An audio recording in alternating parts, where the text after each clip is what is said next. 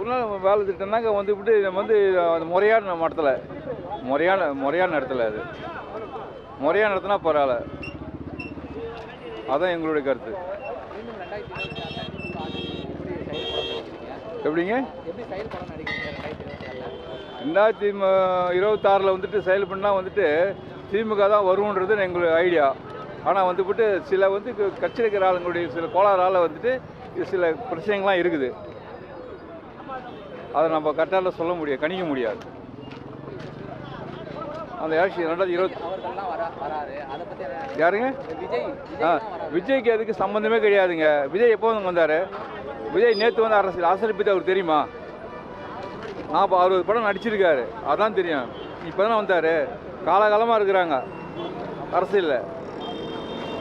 இவர் நேற்று இப்படி முதலமைச்சர் ஆகனா எப்படி? அது முறையாது, அது முறையே கிடையாது. திமுக ஆட்சியை ரொம்ப விமர்சனம் பண்றாரு.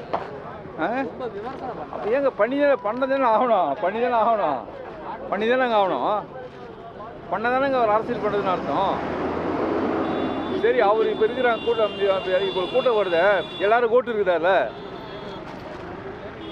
சேர்ந்துருக்க கூட்டத்துக்கு ஓட்டு இருக்கா? பாதி பேர் ஓட்டே கிடையாது. அவங்க கூட்டம் அந்த கம்பி மேலே ஏறதெல்லாம் எப்படி நான் பார்க்குறீங்க? எப்படி? அது தவறு அது. 100 நாள் வேலை திட்டம் எப்படி பார்க்குறீங்க? 100 நாள் வேலை திட்டம் மக்களுக்கான திட்டம், ஏழை எளியோர்களுக்கான திட்டம். இந்த திட்டத்தை ரத்து பண்ணுறது மிகப்பெரிய ஒரு ஜனநாயக படுகொலை தான் சொல்ல முடியும். பாஜக அரசு காந்தியடிகள் பேரை நீக்குவதற்காக ஏழை மக்களின் வயிற்றில் அடிக்கிறார்கள். ஏழை மக்களின் வயிற்றில் அடிப்பதால் அவர்களுக்கு ஒரு சந்தோஷமாக இருக்கிறது. இதே போன்று இங்கே நடைபெற்றிருந்தால் தமிழகத்தில் மட்டுமல்ல, இந்தியா முழுவதும் புரட்சி வெடிக்கும். இந்த நிலைமை தொடர்ந்தால், அவர்களை பாரதிய ஜனதா கட்சி எதிர்க்காவிட்டால் காந்தியடிகளின் புகைப்படத்தை ரூபாய் நோட்டிலிருந்து நீக்கிவிடுவார்கள். ஆகையால் மக்கள் அனைவரும் ஒன்று திரண்ட வேண்டும், ஓரணியில் திரள வேண்டும் அனைவரும். திமுக ஆட்சி நல்லாதாங்க செயல்படுது. திமுக ஆட்சி ஒரு சில குறைகள் இருந்தாலும் முழு குறைகள் கிடையாது, ஒரு சில குறைகள் தான் இருக்கிறது, இல்லை என்று ஒப்புக்கொள்ள முடியாது. ஆக நல்லா போயிட்டுருக்கு. கூட்டணி வலுவாக தான் இருக்கிறது. அதாவது ஒரு கட்சி வளர வேண்டும் என்றால் அது ஆளுங்கட்சியை சுட்டி காட்டினால்தான் அது வளர முடியும். ஆளுங்கட்சி யார்? தற்போது ஆளுங்கட்சி திமுக, திராவிட முன்னேற்ற கழகம் தான் ஆளுங்கட்சியாக அமர்ந்திருக்குது. அவர்களை விமர்சித்தால்தான் எதிர்கட்சிகள் வளர முடியும். இதுவே அண்ணா திராவிட முன்னேற்ற கழகம் இருந்திருந்தால் அண்ணா திராவிட முன்னேற்ற கழகத்தை விமர்சித்திருப்பார். அதுபோல் இது ஒரு அரசியல் ஆதாயம் என்று சொல்லலாம். அவர் இது முன்னாடி தேர்தலே நின்னதில்லை. இது புதுசாக ஒரு களம் காணுகிறார். இது மும்முனை தேர்தலாக இருக்கும், இருமுனை தேர்தலாக இருக்கிறது, மும்முனை தேர்தலாக இருக்கும். அவங்க பண்ணுற ரசிகர்கள் கம்பி மேலே ஏறது அதெல்லாம் எப்படி பார்க்குறீங்க? இது எப்படி சொல்கிறது, ரசிகர்கள் கூட்டம், வாக்காளர்கள் கூட்டம் அல்ல, அது முழுக்க ரசிகர்கள் கூட்டம். ரசிகர்கள் யாராக வேணா, இப்போ நான் கூட விஜய் ரசிகர் தான். அதற்காக நான் அரசியல் வேறு, ரசிகர் வேறு. ரசிகராக போய் யார் வேணாலும் பார்க்கலாம். இது அவருக்கு வர கூடக்கூடிய கூட்டம் ரசிகர் கூட்டம்.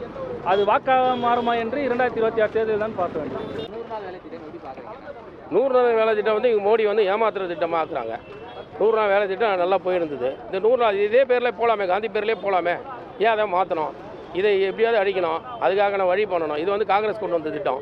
இந்த காங்கிரஸ் திட்டத்தை எப்படியாவது அடித்து அவங்களோட பேர் இருக்கக்கூடாது, இவங்க கொண்டு வந்த பேர் வரணும். பேர் இப்போ எது வந்தாலும் காங்கிரஸோட பேரில் தானே வரும். யார் கொண்டு வந்தாலும் காங்கிரஸ் தான் கொண்டு வந்துன்னு வரும். இதை மறைக்கிறதுக்காக இந்த பேர் மாற்றம் பண்ணுறாங்க. அடுத்தது ஒரு எலெக்ஷன் பற்றினா இது மறந்து போயிடும். அடுத்து மக்களுக்கு என்ன தெரியும்? அவங்க போடுறது இதுதான் வரும். அதனால் மறைக்கிறதுக்காக பண்ணுறாங்க. தேர்தல் நல்லா இருக்கும். திமுக ஆதரவாக நாங்கள் எல்லாம் காங்கிரஸ் கட்டி கூட்டணியில் அத்தனை பேரும் திமுக ஆதரவாக இருப்போம். அதுக்காக நல்லாயிருக்கும்.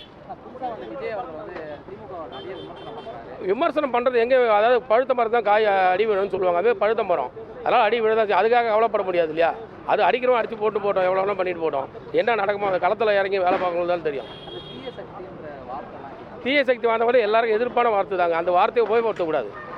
அந்த வார்த்தை எவ்வளோ இதுவான வார்த்தை. அந்த வார்த்தை அவர் சரி, அவர் சொல்ல ஒரு கட்சி தலைவராக இருந்தால் அந்த வார்த்தையை உபயோகப்படுத்துறது ரொம்ப தவறு. புரியல. சீமான் மாதிரி ஆட்கள் அவர் எங்கே இருக்கிறாருன்னே தெரியலங்க. ஒரு நேரம் பார்த்தீங்களா பெரியாரை திட்டுறாரு, ஒரு நேரம் பார்த்தா பெரியார் தான் வேணுன்றாரு. அதை மாதிரி மாற்றி மாற்றி அவர் பேசியிருக்காரு. அவரோட பேச்சு நடைமுறைக்கு தேவையில்லாத பேச்சு தான் இருக்குது. அவருக்கு எந்த நேரத்துக்கு என்ன சூழ்நிலைக்கு வேணுமோ அந்த சூழ்நிலைக்கு நம்ம பேசிக்க. ஒரு நேரத்தில் முருகரே இல்லைன்னு வரும், இப்போ முருகர் வேணுன்றார். இது மாதிரியான சூழ்நிலை பண்ணக்கூடியவர் அவர். யார் கேட்குறது? நீங்கள் கேட்பீங்களா? சொல்லுங்க. எப்படி பார்க்குறீங்க? இந்த மாதிரி மத்திய அரசு வந்து இந்த திட்டத்தை வந்து இந்த மாதிரி பண்ணிட்டாங்க. திமுக போராட்டத்துக்கு இது எவ்வளோ முக்கியமான போராட்டம்? இது ரொம்ப ரொம்ப முக்கியமானது ஒன்றுங்க. ஏன்னா இதை நம்பி தான் கிராமத்தில் இருக்கிற மக்கள்லாம் இதுவாக இருக்காங்க. ஆனால் இவங்க பண்ணது ரொம்ப ரொம்ப கண்டிக்கூடியது. சரிங்களா? இந்த மோடி அரசை கண்டு நாங்கள் ரொம்ப கஷ்டமாக இருக்கோம் எல்லாருமே. அதுக்கு வன்மையாக கண்டிக்கிறோம். ஆனால் மோடி வந்தால் நல்லாட்சி கொடுப்பாங்க. அவர் நல்லாட்சிலாம் அவர் தரமாட்டாருங்க. அவங்க ஆளுங்களுக்கு தான் அவர் தருவார். ஏழை மக்கள்லாம் எந்த நாளும் அவர் கொடுத்ததே கிடையாது. வேலை நிதிட்டம் தரனாரு, அது தரனா எதுவுமே செய்யல. அவங்க ஆளுங்களுக்கு அதான் பார்த்து தருவார். எங்களுக்கெல்லாம் ஒன்றும் செஞ்சது கிடையாது. ஆனால் வன்மையாக கண்டிக்கணும். எப்படி பார்க்குறீங்க? இன்னும் பெரிய போராட்டமாக இருக்க வாய்ப்பு இருக்குதா? இது பெரிய போராட்டமாக இருக்க வாய்ப்பு இருக்கு. மீண்டும் திமுக ஆட்சி வருவாமா? வரும், கண்டிப்பாக வரும். இப்போ நீங்கள் எப்படி பார்க்குறீங்க? கூட்டணி கட்சிகள்லாம் இருக்குது. அந்த சைடு ஒரு சைடு விஜய் இருக்காரு, ஒரு சைடு சீமான். விஜய் அவர் இருந்தால் இருக்கட்டும், அவங்க ஒரு பக்கம் இருக்கட்டும். எங்களுக்கு மெயின் திமுக வரும். கூட்டணி நினச்சி நாங்கள் கண்டிப்பாக வின் பண்ணுவோம். சீமானை பற்றி என்ன பண்ணுங்க? சீமானை பற்றி அவரை பற்றி எதுவும் சொல்லத்துக்கலாம். விஜய் பற்றி சொல்லத்துக்கல. எங்களுக்கு தேவை திமுக கூட்டணி, அவ்வளோதான். இருக்கக்கூடாது. அது ஆட்சி வந்து ரொம்ப வன்முறையாக கண்டிக்கிறோம். ஏன்னா காந்தி பேரை வந்து நீக்கிறாங்கன்னா அது பெரிய ஒரு குற்றம். இது இந்தியாவுடைய தேச தலைவரையே அவமதிக்கிற மாதிரி தான். அது வந்து ரொம்ப வன்மையாக கண்டிக்கிறோம். அனைத்து கட்சிக்கும் நல்ல நன்றி. இந்த ஒரு கண்டன ஆர்ப்பாட்டம் நடத்துறதுக்கு மிக்க நன்றி. இது வந்து நீக்கிறாங்கன்னா அதிகமான இதோட போராட்டம் அதிகமாக தான் ஆகும். திமுக ஆட்சி நல்லா செயல்படுது. ஏன்னா இப்போ இருக்கிற இதில் இங்கே நம்ம தமிழ்நாட்டை பொறுத்து நல்லா செயல்படுறாங்க. அது வந்து பெரிய விஷயம் இல்லை. இப்போ காங்கிரஸுக்கு நல்லா ஒத்துக்கொள்கிறாங்க. அதனால் இந்த ஆட்சி வந்து அடுத்த முறை நல்லா வரும். இந்த ஆட்சி தான் இருக்கணுன்றது ஒரு இதுதான் எங்களுடைய கோரிக்கை. மற்றபடி நல்லா பேசுங்க உங்களுக்கு தானே வச்சுக்கிறாங்க வாங்க. அதனால் இது மிக்க நல்ல சிறப்பான ஆட்சி. இது மறுபடியும் இந்த 26 அவங்க இந்த திமுக தமிழ்நாட்டை வந்து ஆளணும். அப்போ தான் வந்து மேலிடமும் நல்லா இருக்கும்.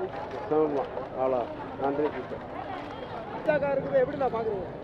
பாஜக வந்து எதிரானது. மக்களுக்கு நல்லது செஞ்சால் எந்த ஆட்சியுமே அகற்றக்கூடிய ஆட்சி கிடையாது.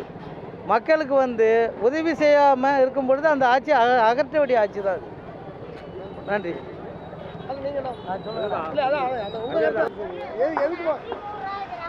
தக்காளி 100 ரூபாய்க்குறான். அது மாதிரி விற்றா எப்படி வாங்கி சாப்பிட்டு 1/2 கிலோ அரிசி வாங்கி கொஞ்சம் சாப்பிட்றோம். நான் ரொம்ப சாப்பிட முடியல. அரிசி விலை, காய்கறி விலை இந்த மாதிரி இருந்தால் எப்படி சாப்பிட்டு எப்படி போய்கிட்டு பொண்ணை வச்சுக்கிறோம். பொண்ணை கட்டி கொடுக்குறோம். எப்படி பொண்ணு கட்டி குடிப்பான்? ஒரு சவரம் 100 ரூபா விற்கிறான். 1000 1 லட்சம் ரூபா விற்கிறான். அந்த பொண்ணை எப்படி கட்டி கொடுக்குறேன்? அதுதான் ஓடி போயிட்டு எல்லாம் ஓடி போய் கல்யாணம் பண்ணிக்கிட்டு சவர விலை கம்மி பண்ண அவர் அரிசி விலை ஓட்டு போட்டு என்ன பிரயோசனம்? விலைவாசியை கம்மி பண்ணணும். விலைவாசி கம்மி பண்ணாதான் சாப்பிட முடியும். கலைஞர் பார்க்க தான் வரும். கலைஞர் முன்னுக்கு வருவாரு, நல்லா ஜெயிச்சு வருவாருன்னு தான் பார்க்குறோம். இப்போ இருக்கிற திமுக ஆட்சி எப்படிமா இருக்குது? இதுதான் நல்ல ஆட்சி. சரி, கூலி வேலை தான் செய்கிறோம். எல்லாம் கூலி வேலை, கூலி கம்மியாக கொடுக்குறாங்க. விலைவாசி மட்டும் அதிகமாக விற்கிறாங்க. எப்படி அது மாதிரி இருந்தால் எப்படி நாங்கள் சாப்பிட்டு எப்படி போய்கிட்டேன்? ஒரு 1/2 கிலோ அரிசி வாங்கி 4 வேலைக்கு சாப்பிட்றோம். ஏன் அது கம்மியாக இருந்தால் ரொம்ப சாப்பிடுவாங்களா? ஓட்டு போட சொல்கிறாங்களா? ரொம்ப சாப்பிட்ற மாதிரி விலைவாசி கம்மி பண்ணல. அந்த மாதிரி கம்மி பண்ணால் என்ன, கம்மி பண்ணாத என்ன பண்ணுறது? கலைஞர் முன்னுக்கு வருவார், ஓட்டு ஜெயிச்சு வருவாருந்தா. கலைஞருக்காகவா? நீங்கள் என்ன காரணத்துக்காக வந்தீங்கம்மா? வேலை சுற்றால் கலைஞர் வருவார் ஓட்டுக்காக. கலைஞருக்கு போடணுமா? கலைஞர் போடுறோன்னு சொல்லு. ஏன் வந்தீங்கன்னு கேட்குறேன். கலைஞர் பார்க்க தான் வர்றோன்னு சொல்லு. சொல்ல தெரியலையே. காது கேட்காது. ஆட்சி வந்ததுன்னா எல்லா சலுகையும் கொடுப்பாரு, எல்லா சலுகையும் பார்ப்பாரு. எல்லாத்துக்கும் நல்லது திமுக ஆட்சி வந்தா. நீங்கம்மா? நான் என்ன சொல்றது? நீங்க சொல்ற யாருக்கு கூட்டு வந்தா எதுக்காக வந்தீங்கம்மா? யாருக்கு ஓட்டு போட சொல்றேன்? போட்டா யாருக்கு ஓட்டு? விஜய்க்கு தான் ஓட்டு. ஆமா, கலைஞருக்கு தான் ஓட்டு போடுவா. விலைவாசி கம்மி பண்ண சொல்லு. யாருக்கு ஓட்டு போடுவீங்க? போட சொல்லு. நாங்க யாருக்கு தான் போடு. எதுக்கு கலைஞர் போடுறோம். எதுக்கு வந்தீங்க? கலைஞர் பார்க்க வந்தோம். கலைஞர் பார்க்க வந்தோம். 5 பேர் கலைஞர் பார்க்க வந்தோம். அது காது கேட்காதுப்பா. காது கேட்காது.